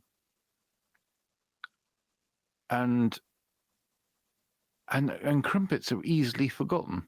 These are the things that are on my mind at the moment. This is what keeps you up at night. This is what keeps me up at night. And there's me thinking, I'm not going to sleep well tonight because I'm going to be thinking, I've got to get up at 9 a.m. because I've got to go take the car to the garage to have the tyres changed. Yeah. I just know I'm not going to sleep well tonight. See, now the problem is, now I'm peckish. So I'm CJ. How do you do? Hello, how do you do? I thought we'd met. But before it's time to go to bed, I'm going to be peckish and I'm going to be thinking about eggs. And then I'll be thinking, I could have an omelette. So when you get home, just make yourself an omelette. Yeah. Omelets are so easy. Are you I love an omelets. fan? Yeah, I love omelets. Yeah. Like a nice three egg omelette in my large frying pan, so it comes out quite thin. Yeah. Bit of grated cheese, bit of spinach, bit of ham. Tasty. Very tasty. I love spinach. See, spinach is an underrated vegetable. I don't know. I love it. I love the stuff. I mean, it's nice enough. The problem is leafy, and you've got to have a lot of it to make a small amount of it. Yeah. I literally buy. It's like the opposite of rice. In my so I just dropped my vape pen. I'll have to pick it up in a minute. It's like I buy like 2 or 3 big bags of spinach when I do my monthly grocery shopping, and more often than not, if I'm making something with spinach, I'm using the entire bag because it does reduce down so much when you warm it up.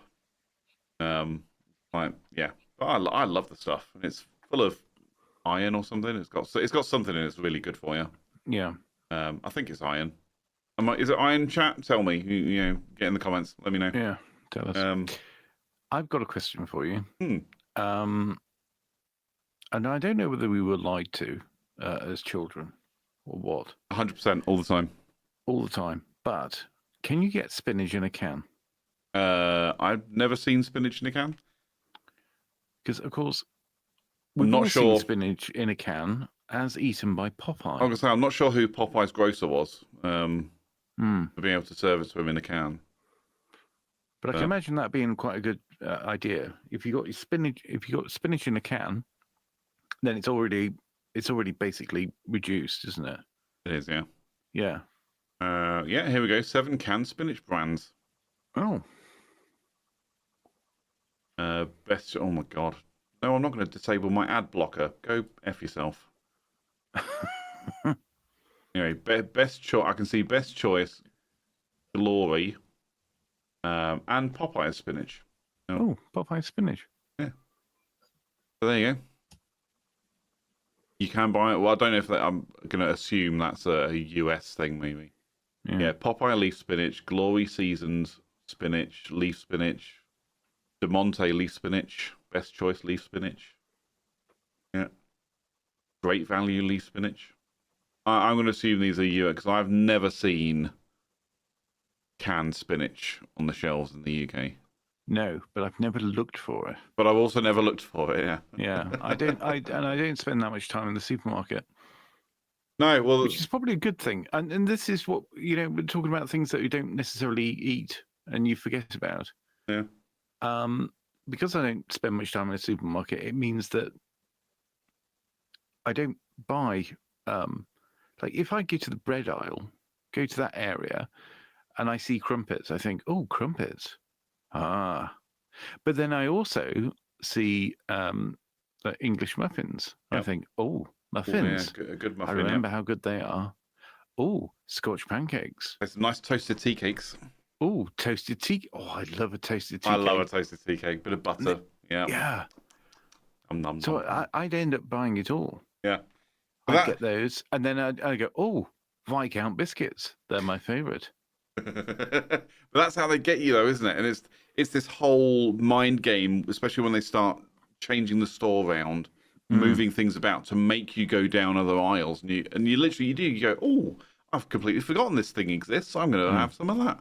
Because I've done it when I've been in, like, you say the bread aisle. It's like I'm going in the bread aisle because I want to buy my wraps because I love using wraps for things.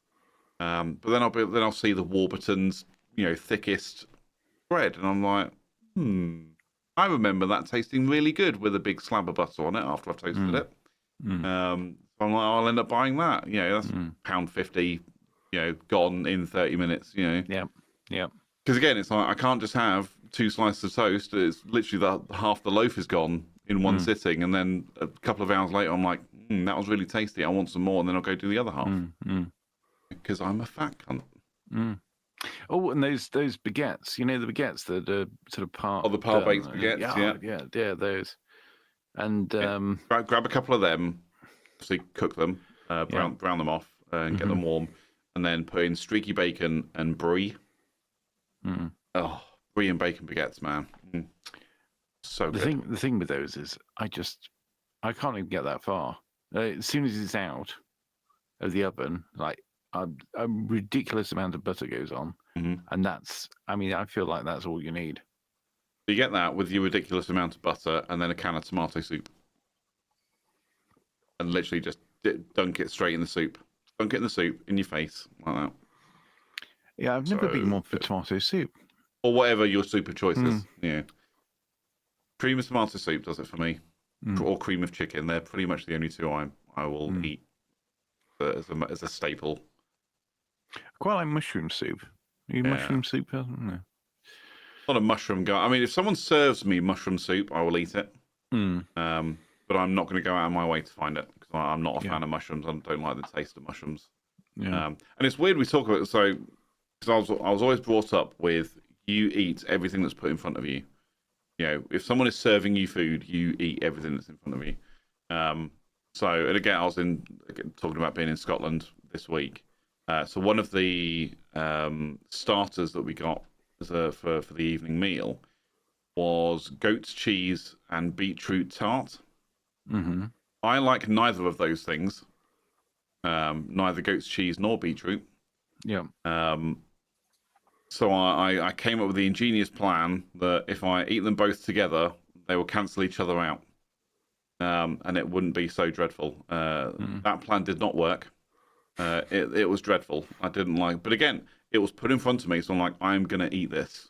Yeah, I will eat it because someone has gone to the trouble of making it and putting it in front of me, so I will eat it.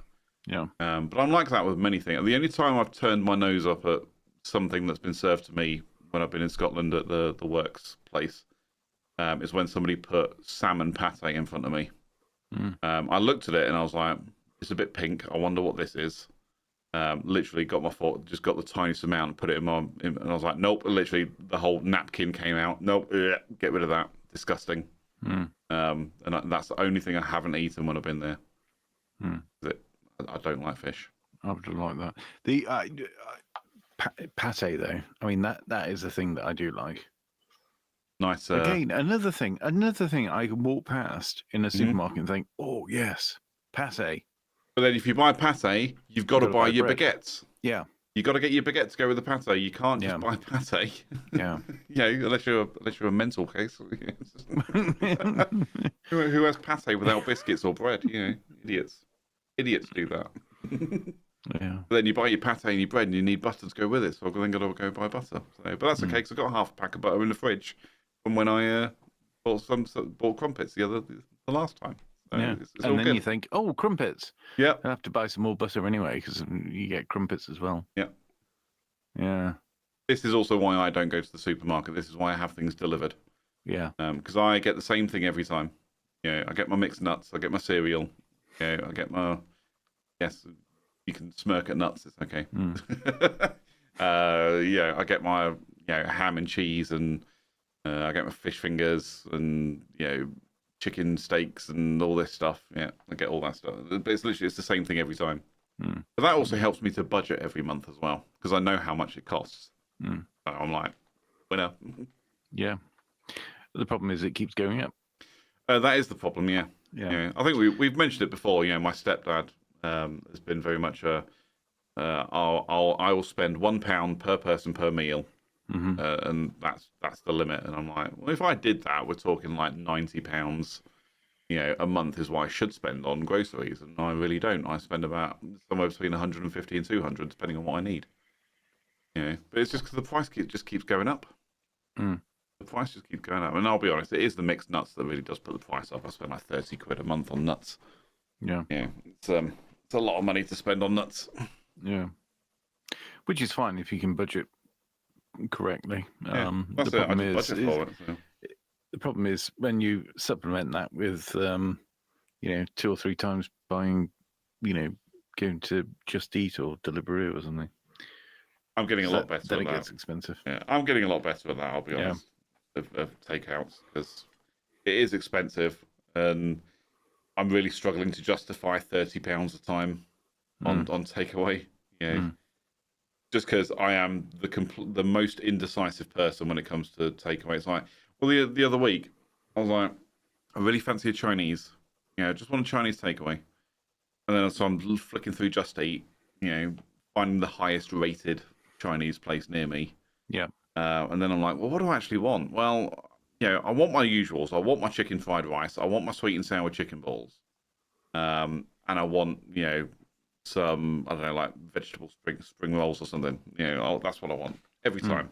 But then I'm looking through and it goes, maybe you'll like this. And it's like the crispy shredded beef, the chili shredded beef. And I'm like, I do fancy some of that. So then I'll order that as well.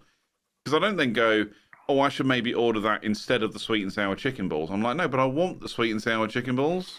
I want all of it. And rather than making a decision and being sensible about it, I'm just like, well, I'm just going to get everything I want. Because I'm a grown-ass man and I can have what I want. Yep. So, I used to very much like a sausage sandwich. And sausage and mushroom. So, why would you ruin sausages by putting mushrooms in there? I'm making it much better with the mushrooms. Really not. I really am. But the thing is, I would go. It would be the old choke and puke vans. Yeah. Go to one of those. Get a sausage and mushroom in a roll. Which is very nice. Bit of pepper. Bob's your uncle. And that was fine. And then I think to myself, well, actually, they also do black pudding. Then I end up getting a bit of black pudding in there as well. And then I'm sure adding something else. And then before you know it, you've got a massive sandwich. And it costs an absolute fortune because you've got lots of different component parts. And it is just like this thin end of the wedge. And it just grows. It's like McDonald's. You go for a McDonald's breakfast, you think, oh, I quite like a sausage and sausage and egg McMuffin, but there's also bacon and egg McMuffin. Yeah. Which shall I have? I know. What's the only solution to that? Have both. Yeah. Well, actually, I was going to use that as the example of you get your double sausage and egg McMuffin from McDonald's, but you can now add bacon to it. Yeah. And I can't eat sausage. I can't have a sausage sandwich without bacon. Okay. I can have a bacon sandwich on its own, fine, but I can't have a sausage sandwich without bacon in there. It's got to be bacon. I won't mix the two. I'll have bacon or I'll have sausage. And if it's bacon, it's tomato ketchup in there. And if it's sausage, it has mushrooms in it and pepper. No sauce. So I'm not really a sauce person. I think you know this about me anyway. I'm not really a sauce person especially when it comes to breakfast. Like to the point that if I order an all-day breakfast and the baked beans are touching my bacon, I get really upset. Like I don't want sauce on my bacon or my sausage. Just no, don't need that. The only thing that I would have on a breakfast, sauce-wise, is what do you call it? Mustard. So English mustard with the sausages and black pudding. Fair enough. But if I've got I won't have the beans because I don't want the beans touching anything. Exactly, I don't want the beans touching anything. Keep the beans away from my food for crying out loud. So I won't have beans, so that's gone. But I'll have eggs, and if it's not 2 eggs, then I'll ask for an extra egg. So I've got at least 2 eggs. If I'm feeling fancy, 3 eggs. Fancy, and then. Yeah, but I always eat the eggs first. Okay. Eggs and bacon, I'll eat first because I don't want cold eggs. No, so I'm here for that. So I'm going to use Premier Inn as my example now here. So when you stay at Premier Inn, you can opt for the unlimited breakfast. Not that anyone has ever tested the unlimitedness of the unlimited breakfast. But it's always the same: 2 sausage, 2 bacon, a fried egg, 2 black pudding, and a hash brown. I don't get the beans or the mushrooms or the tomatoes. I don't need that crap in my life. But again, if someone put beans in front of me, I'll eat them. But anyway, but the routine is then always the same. The fried egg goes on top of the hash brown. Yep. And I eat the hash brown and fried egg together. Yep. Then unless there's fried bread, in which case I don't like the eggs fried go bread. on the fried. Uh, I don't like I fried do. bread. I mean, sometimes it's really foul. It's not done very well. But if it's done well, then the eggs on top of the fried bread instead of a hash brown. I find it too oily and greasy, and it makes me feel sick. Like I say, if Like it's done fried well, bread. it works. If it's not, not. Yeah, my stepdad used to make fried bread, and it used to make me feel sick every time.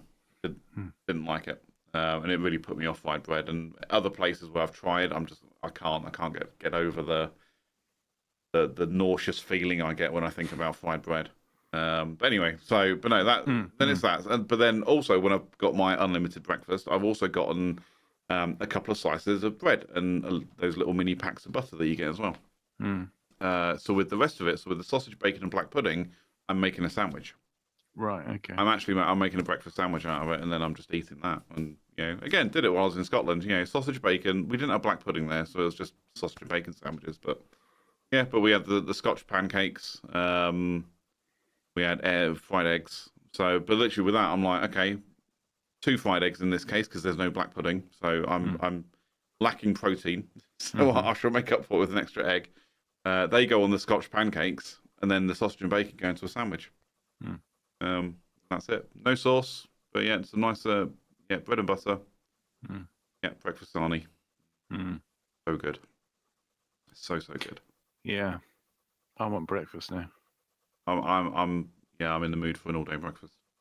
I went to I don't know if it was next door to a Premier Inn or something. Beefeater. Oh yeah. Beefeater do a unlimited breakfast type thing, and also kids eat free. Yeah. So that's quite handy as well. So it was pretty cheap, but also unlimited breakfast. So there's everything you possibly want. Plus all the what do you call it? All the pastries and things like that as well. So yes, and occasionally you feel adventurous and you're like, I'm gonna have a pain au chocolat as well. Why not? Yeah. Or a croissant. I'm gonna go grab a croissant and some jams and what have you. Yeah. I feel like I need to go to a Premier Inn when I haven't stayed the night just to see if I can get in and buy breakfast. Yeah. It's like £6 or £6 or £7 unlimited breakfast. I'm like, I'll take that. Yeah. And one day I will have the guts to test the unlimitedness of the unlimited breakfast. I'll just call out to the chef in the back and just be like, "You got more bacon on the way?" He'll be like, "Yeah." I'll be like, "Cool," and just literally take all the bacon. This is mine. You need to cook some more. Or just do what people do and just leave one rasher of bacon there or one sausage. Yeah. Be like, I haven't taken all of it, just most of it. Yeah. What I shouldn't have done was had I don't know, because I don't mind a sausage, but but not. I don't know. Maybe one just for the plate. I might get round to it, but I'd much rather have it all be bacon. I love bacon. Bacon just goes with everything. Yeah. Bacon just makes everything better. Yeah. I even did. So I had some friends around weeks ago now, and I made toad in the hole, but I wrapped the sausages with bacon. Oh, okay. It was amazing. Like, I did not expect it to be as good as it was. Because it was toad in the hole. It's just sausage and Yorkshire pudding. It doesn't get more complicated than that. And I was like, no, I'm going to wrap the sausages in bacon. Amazing. I'm proud of myself that day.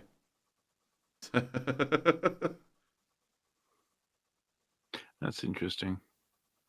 Try it. But, so it didn't get too greasy then? Yeah. Well, the thing is, you cook it with oil. You need oil in the pan anyway, so the Yorkshire pudding doesn't stick to the pan. Yeah. So all I did with that was just not put quite as much oil in there, and let the bacon fat kind of melt down and become the base. Okay. But it did not come out too greasy at all. Yeah. I also use streaky bacon for most of it. Right. So I'm not. Is that your preferred bacon? Yeah, I'm not a huge fan of back bacon. I'll eat back bacon, but I much prefer streaky. And when Do you know what? Say do I. Yeah, so when it's crispy, Yeah. not overdone, not burnt. You know, like I've done it sometimes where the bacon's just come out burnt, and I'm like, not here for that. But crispy, streaky bacon, where you can literally pick it up and almost fan yourself with it. That's what I like. Yeah. I don't know. I like all. I mean, I like it. I like thick bacon. I don't like it when it's too hard, when it becomes brittle. You can't do anything with it. Yeah, that you've overdone it at that point. Yeah. If your bacon's turned brittle, you've overdone it. Yeah. You should still be able to like fold it in half without it breaking, but when you bite it, it's still fairly crunchy. Yeah. It's just that thing of what I hate is, you know, when you eat bacon and the fat is just all stringy and awful. I think that's why I don't like back bacon as well. So I've had back bacon before where it's, you know, the fat hasn't been crispy. It's just been chewy and stringy and disgusting, and it just puts me off. I think the problem with back bacon is that it can be a bit dry. And if you overdo it, it dries out, Yeah. Whereas the streaky bacon's got fat going through it, so it's much nicer. Yep. I'm so up for breakfast now. Well, it's breakfast time somewhere in the world, so yeah. Yeah. It's not what people do. It's 5 p.m. somewhere. Yeah. What we need is some sort of 24-hour breakfast delivery thing. So somebody just comes up and turns up with a full English breakfast. That's not a bad franchise idea. Yeah. Actually. They just, you know, I mean, you get 24-hour diners, and you generally can buy an all-day breakfast. Yeah, you just need them to deliver it as well. Yeah.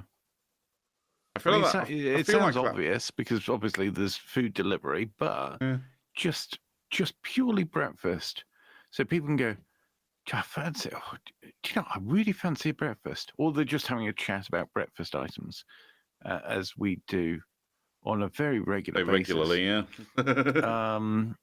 Yeah, if you could bring up, I mean, how much would you pay now for a full English breakfast to be delivered? 20 quid. Hot. 20 quid. Happily.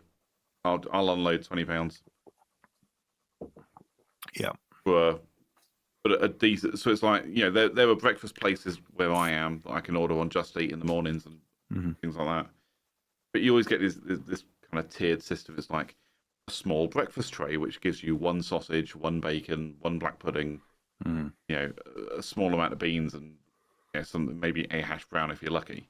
And I'm like, but then they go, and that'll be £7.50, and I'm like, that is not worth £7.50.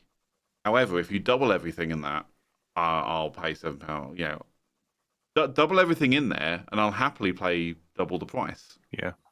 But for that small amount, for that amount of money, I'm like, no, that's not worth it. It's also not worth the delivery charge. Yeah, because they want to charge you £3 for delivery. Like, no, not worth it for that.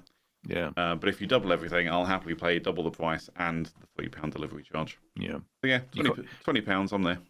You can't have a small breakfast. It's a waste of time. You got to have a hearty breakfast. Yep. Most important meal of the day. Yeah. The chat's gone quiet, although Bex did come back in and say iron. Yep. Tick. For the spinach. That's in relation to the spinach. Yeah, that's a nice callback to the spinach conversation. Yeah, high in iron. I just love spinach. Not on breakfast though. No. It does not have a place on breakfast. Yeah. Like I say, mushrooms don't have a place on breakfast or any meal for that matter, in my opinion. But like the tins, tomatoes, no, doesn't have a place in food for me. I'll eat baked beans at breakfast if they are served in their own little dish, so they don't touch anything else. As soon as beans touch something else on my breakfast, I'm mad. So angry by it. In particular, if it touches the egg. I don't care because I'm not an egg person. Like I say, I'm a sausage and bacon person. Sausage, bacon, black pudding are the most important components of a breakfast, in my opinion. Yeah. Eggs are, I'll take them or leave them. because it also depends on how it's done as well. Like, you go to restaurants or your Premier Inns or wherever, and you look at the egg, but like the top of the white hasn't been cooked. It's still transparent. I'm like, Yeah. I'm not into that. Mm. So I'm quite particular about eggs. They've got to be fully cooked. Over medium is probably how I'd best describe my egg preference. Right. When it comes to fried eggs, over medium. Mm. Not that you asked, but now you know. We all know. I can be funny with eggs as well. I think I want it to be properly cooked. I don't want any sort of raw egg. I'm not here for scrambled egg. Don't like scrambled egg. I like scrambled egg, but it's got to be reasonable. Pretty. I don't want to say well done in terms of like overcooked. It wants to be fully cooked. So fully cooked. Yeah. I'm not into the whole what do you call it? Soft. When they say, "Oh, would you like your scrambled egg soft?" I don't want that. No. That's not cooked. Scrambled egg. I want it properly cooked. If you're trying to make an omelette and it goes a bit wrong and you end up just kind of mixing the egg up, I'm okay with that. It's when because I think you're supposed to add milk into scrambled eggs or something. They just become too sloppy. Like, no, I'm not into sloppy eggs. Yeah. Like the stuff we used to get on RAF stations, hated that. It was just sloppy and disgusting. Didn't like it. The stuff my parents used to make, hated it. I'm just not into scrambled egg. Like I say, if I'm having eggs for breakfast, it's either poached or fried. Yeah. Or boiled. Boiled or fried, I'm satisfied. As long as I get my kiss. How do you like your toast in the morning? Yeah, I do like a poached egg.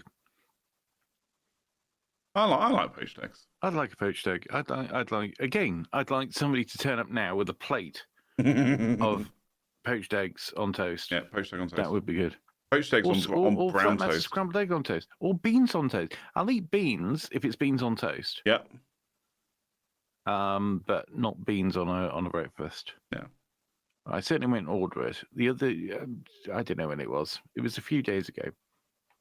I had a breakfast, and it turned up.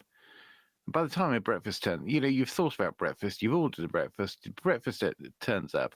By which point it's like, I'm just hungry. Yeah. I've been thinking about this for a long while, and and it had some beans on it, not too many, and it wasn't touching anything else. I thought, well, there's no point saying, "Oh, there's beans on my plate, take it away." And I ate the bean. I like the beans. It was nice, but I wouldn't choose the beans on toast though. That's okay, but it's got to have cheese on. Yes, and Worcester, and the beans are made with Worcester sauce as well. Worcestershire sauce. When you're cooking the beans, put a bit of Worcestershire sauce in there, and then melt some cheese on top. So good. I really want that now. Bex is back in the chat saying poached egg and avocado on toast is yummy. I don't know if I can get behind avocado. No, I can't be doing that bollocks. I get the idea of it. I just don't think I like the flavour or the texture. Like I've had like avocado in sandwiches, and it's just I'm not there for it. And it's like I don't like guacamole as a Mexican food accompaniment. No. But again, it's horses for courses. If you like avocado, awesome.